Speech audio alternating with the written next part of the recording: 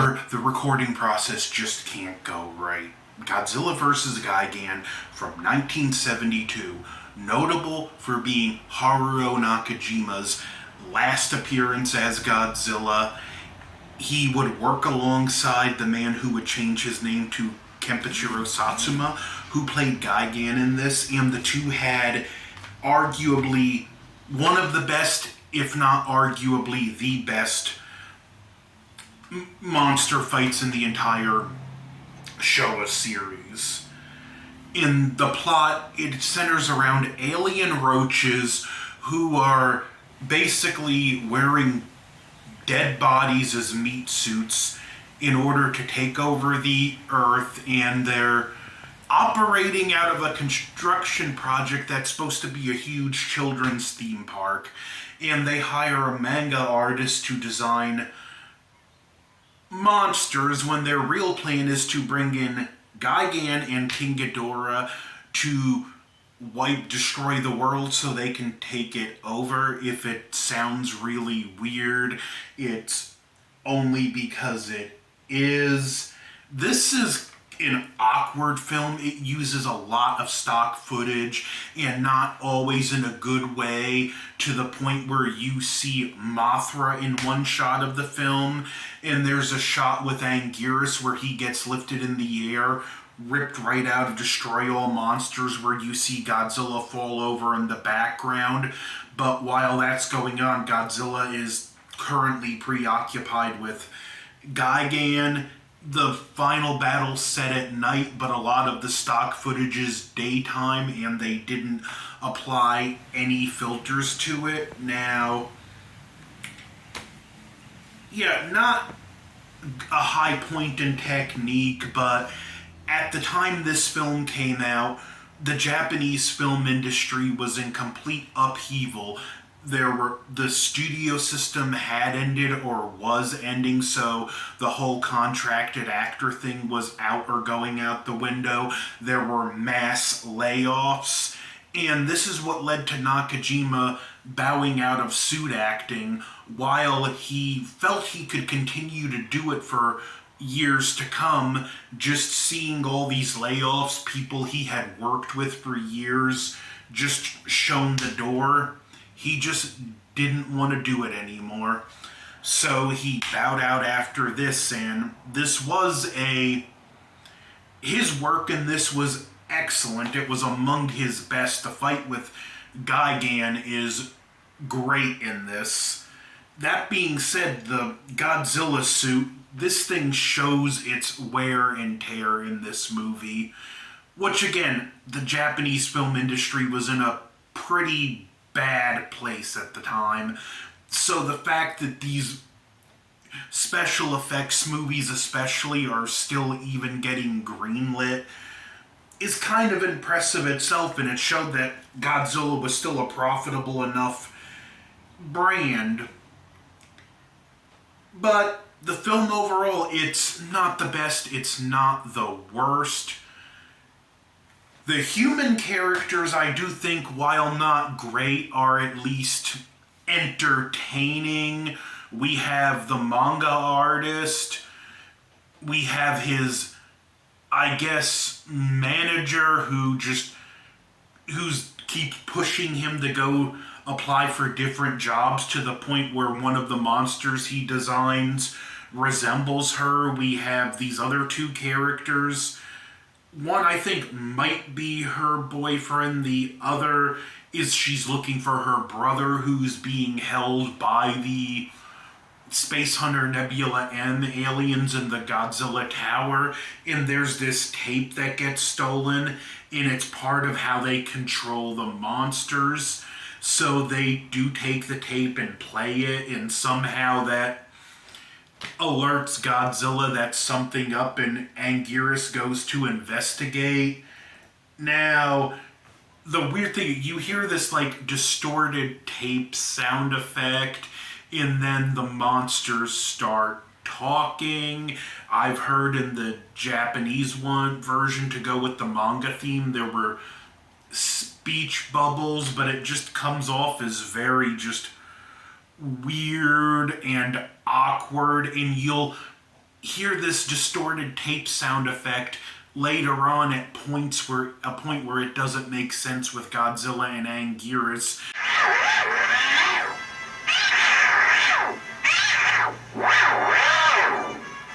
Because at this point the Godzilla tower had already been destroyed. The destruction scene is pretty fun, and Gigan is a very interesting enemy. He's got the hook arms, a buzzsaw, and he even has a beam attack that shoots out of his forehead. And he did give Godzilla a good fight in this. Godzilla is joined with Anguirus as a tag team partner this time, who is easily one of Godzilla's most tenacious, if not his most tenacious ally.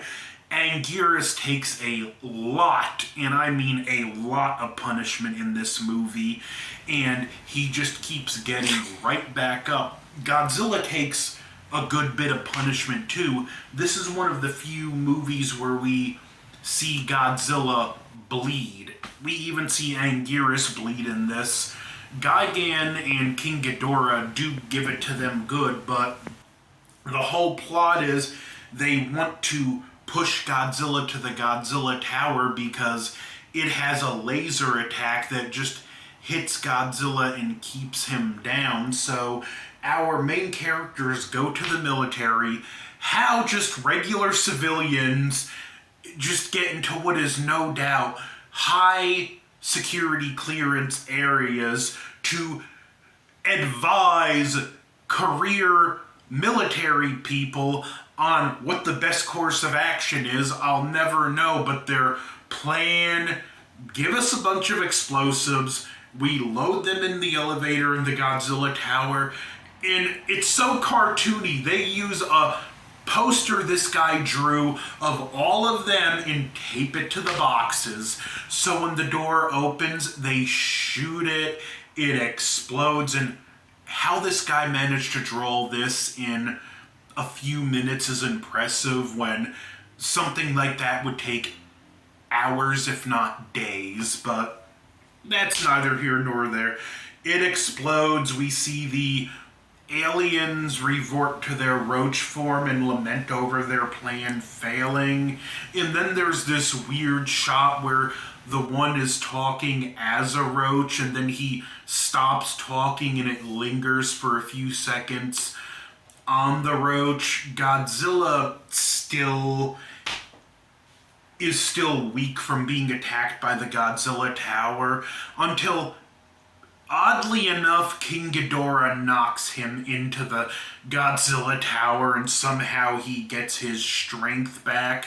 And this is when the fight completely turns and Godzilla and Anguirus just dominate the show.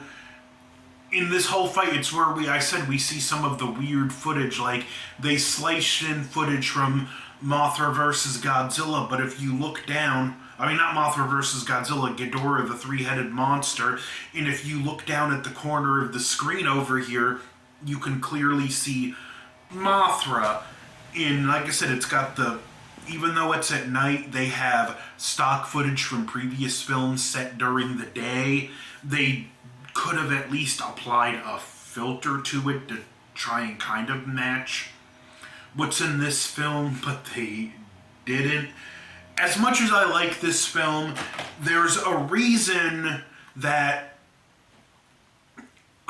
from All Monsters Attack through Godzilla vs. Megalon, there's a reason the fan base refers to these films as the Dark Ages, which there's nothing wrong if you like any of these films. I like most of these films, but it is the Dark Ages, and when you're reviewing, if you're doing a review like this, even if you're spacing it apart as I am, the Dark Ages is one of the parts of a Godzilla review series you kind of dread getting through. Honestly, I'm actually kind of happy Showa is winding down. After this, I have Megalon, Mechagodzilla, and Terror of Mechagodzilla, so 3 more films to go. And to be honest, I'm going to be really glad that I'm out of the Showa series after these 3 films. But Godzilla vs. Gigan, I'd still recommend it. There's still a lot of fun to be had in here. But just know what you're going into with this film. It's a testament to this film's strength that even with all the things holding it back, it's still enjoyable. You can argue the bads in terms of quantity outweigh the goods, but in terms of quality, even if there are less goods, those goods do outweigh the bad. So, Godzilla vs. Gigan, I know I've been hit or miss with ranking these, because this whole Return of Godzillathon, it's not about ranking, it's just talking about the film and do I like it or don't I like it. And I do like this one, but I'd have to give it maybe a 6 out of 10. So, maybe a 7 out of 10. I don't know. Again, this whole thing ain't about ranking. It's a lot higher than the last 2 films, that's for sure. But Return of Godzillathon will continue. Don't forget to like, share, comment, subscribe. Over and out.